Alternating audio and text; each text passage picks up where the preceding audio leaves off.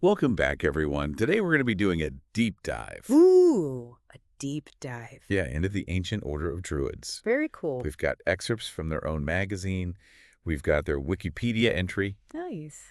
So hopefully we can uncover some of the really interesting stuff Yeah, that doesn't make it into the typical history books about them. definitely. So, Should be fun. yeah. Are you ready to unravel some secrets? Absolutely. I think what makes the AOD so fascinating is they're still active today. Oh, that's right. So we're not just going to be looking at like some historical relic. We're No. going to be seeing how their origins actually shaped who they are today. Okay, so let's set the scene. It's 1781 London. London is just teeming with new clubs and societies. I've read there were like over 130 different kinds. Yeah, it was just like the thing to do, Wow. and right in the heart of all that AOD emerges. Right. But there are two origin stories, so Oh, it gets a little bit tricky. a little choose your own adventure. Yeah. Okay, I like it. One version says it was just this casual group of friends at the King's Arms Tavern. All right, just a casual group of friends. Yeah, and they decided to give their little gatherings a name and a structure. Makes sense. And apparently this guy, Mr. Hurl, Oh, yeah? suggested the name Druids.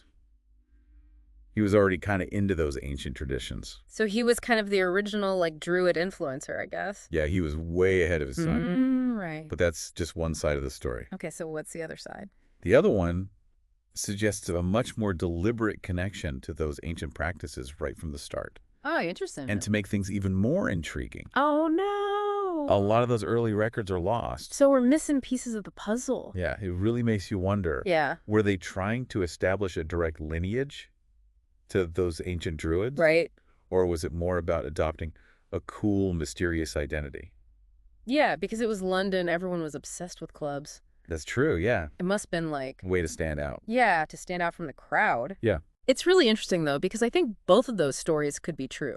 Oh, really? Yeah, especially when you think about the historical context that, clubs back then offered a sense of community, Oh, yeah, definitely. intellectual stimulation, even financial support. Right, like those benefit systems they had? Yeah, exactly. It's kind of similar to mutual aid societies that we have today. Oh, interesting. So it's possible that the AOD started off casual.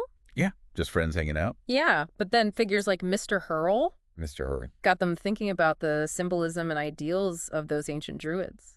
Right, so they incorporated that to make themselves stand out. Yeah, and really cement their identity. It's fascinating how this Mr. Hurl guy Mr. Hurl. remains such a mystery. Yeah. Was he just a history buff? Yeah. Or was there something more to him that really shaped the AOD? It really makes you think about how individuals can influence the course of history. Yeah, even if they don't intend to. Totally. And, from those kind of murky beginnings, this little group, fueled by these druidic ideals, really started to grow. Oh, yeah, they were spreading like wildfire through London. Wildfire, that's a good way to put it. By 1785, they had multiple lodges, even one in Ipswich. Wow.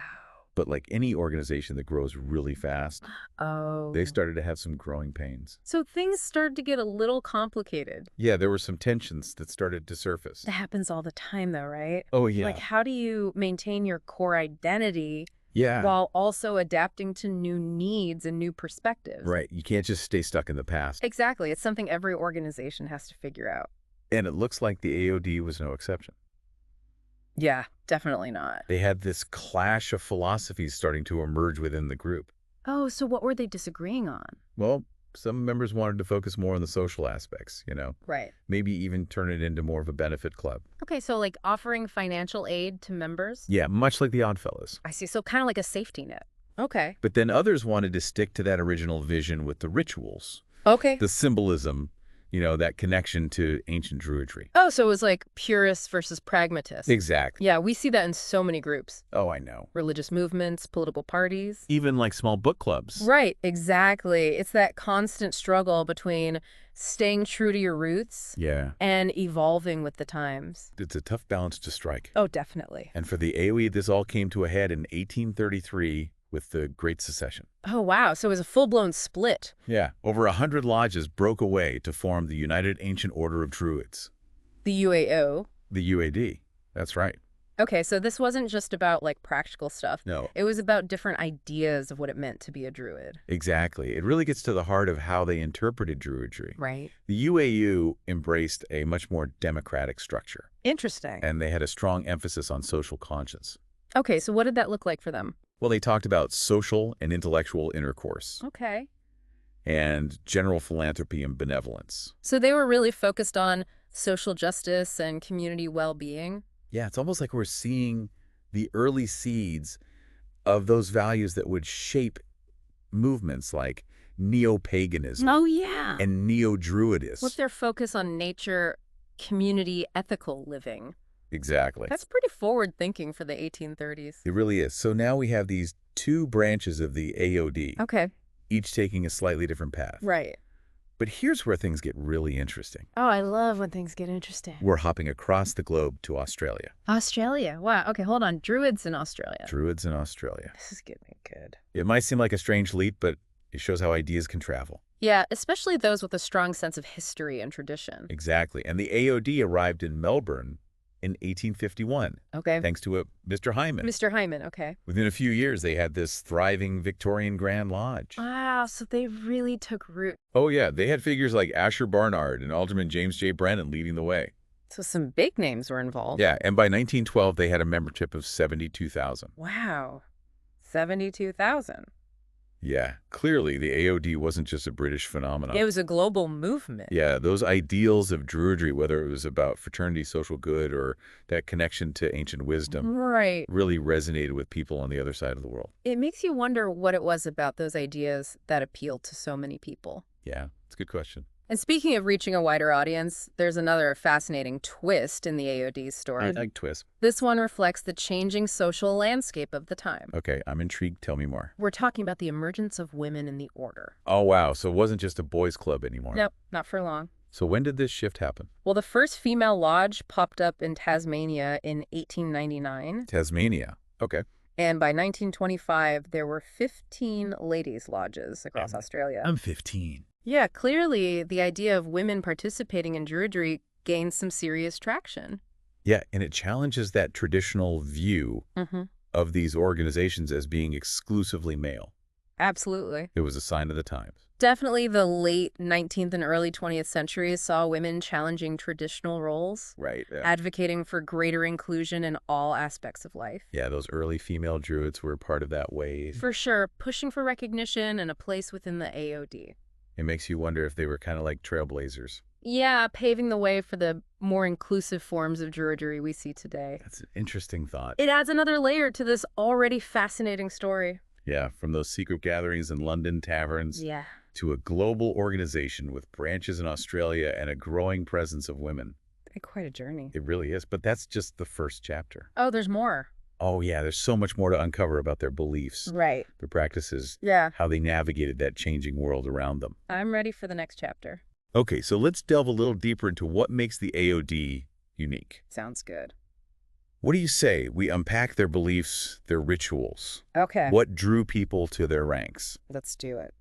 Are you ready to go beyond the surface? I'm always ready to go beyond the surface. All right, let's see what we can discover. Let's go. So now let's dive into what it actually means to be a member of the AOD. Okay. What do they believe in? What actually happens in those lodges? It's important to remember that despite the name, they're not a neo-pagan group. Okay. They take inspiration from ancient Druidic principles, Right. but their magazine explicitly states they're not a religious organization. Oh, really? Yeah, and get this, discussions about religion or politics are actually banned in their lodges. Oh, wow. That's interesting. So it's not about following a specific set of beliefs. Not exactly. It's more about personal development and ethical conduct. So it's like a framework for living a good life Yeah, exactly. based on those timeless principles. Like justice, benevolence, friendship. Right. Stuff you'd expect from those ancient druids. Exactly. It's about applying those values to modern life Okay. and building that strong sense of community among members. That makes sense. Taking that ancient wisdom and making it relevant today. Exactly. But if they're not strictly religious, what do they actually do in those lodges? Well, that's where the secrecy comes in. Uh-oh. Like many fraternal organizations, they have their rituals and ceremonies, Right. but the specifics are kept pretty hush-hush. Oh, so there's still that air of mystery? It's part of what makes it special for members. you know? Yeah, I guess it creates that sense of belonging, like you're part of something exclusive. Exactly. It strengthens those bonds within the group. It makes you wonder how much more mysterious it must have seemed back in the 18th century, Oh, yeah. when the AOD was just starting out. Just imagine those whispers in London taverns about secret druidic gatherings. Ooh, I know, right? People must have been so curious. Especially during a time when everyone was fascinated by ancient cultures and secret societies. It was like a real-life mystery unfolding right in the city. Okay, so we've talked about the AOD's rituals and their emphasis on ethics. Right. But let's not forget the historical context here. Yeah, the ancient druids themselves.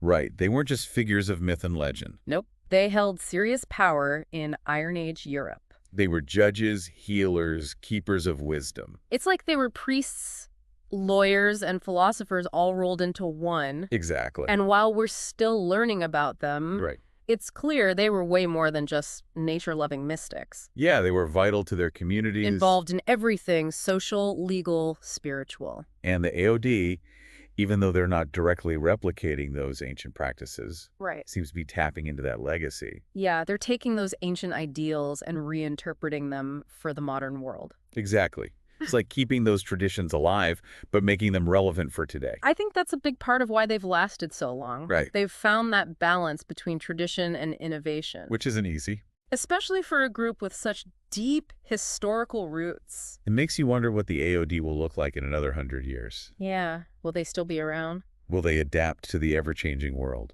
Who knows? But one thing's for sure, their story is far from over. And as we've seen, it's a story full of twists and turns. Just like the history of Druidry itself. Speaking of twists and turns, I think we should circle back to the UAO, Oh, yeah, the breakaway group. the one that formed in 1833. Right. They seem pretty ahead of their time. Yeah, with their social conscience and focus on equality. Their commitment to social and intellectual intercourse and general philanthropy and benevolence. Yeah, that was pretty progressive for that era. It suggests they were really dedicated to social justice and community well-being. And we can't forget their emphasis on democracy. Oh, right. They had an elected board of directors. Yeah, giving members a voice and how the organization was run. It makes you wonder if that attracted a certain type of person to the UAOD. Right, maybe people who were drawn to those progressive values. It would be fascinating to see if their membership differed from the original AOD. Yeah, did they appeal to a more diverse group of people? It's like two branches of the same tree, Yeah. each growing in a slightly different direction, but still sharing those same roots. And I think that's what makes this whole exploration so captivating. I agree. It's not just about one organization. Right. It's about understanding how tradition adaptation and that human need for connection Yeah. play out across time and cultures. You hit the nail on the head. And speaking of different cultures, Oh, were we going back to Australia? back to Australia. Remember those female lodges that started popping up in the late 19th century? Oh, yeah, the ones in Tasmania? Yeah, it started with that first one in 1899. Right.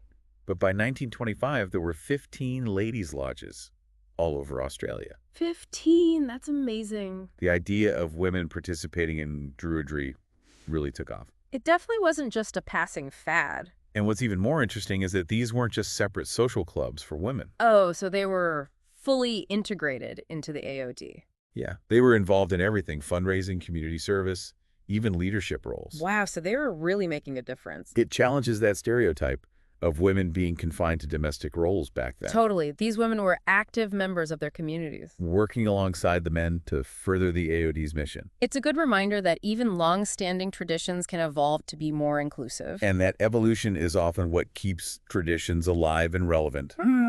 So we've gone from those mysterious beginnings in London Right. to a thriving organization in Australia with female lodges and a focus on social good. It's been quite the journey. It really has. And it brings up a big question. What is it about the Druids that still fascinates us today? That's a great question. After all these centuries, what is it about them that captures our imagination?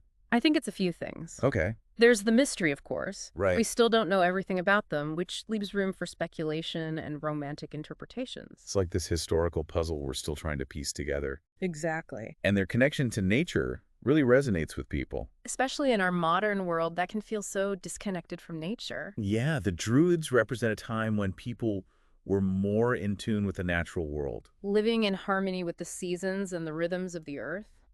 It's appealing in a world that's dominated by technology and urban life. For sure. The Druids were also seen as keepers of ancient wisdom. Right. They were that bridge between humanity and the divine.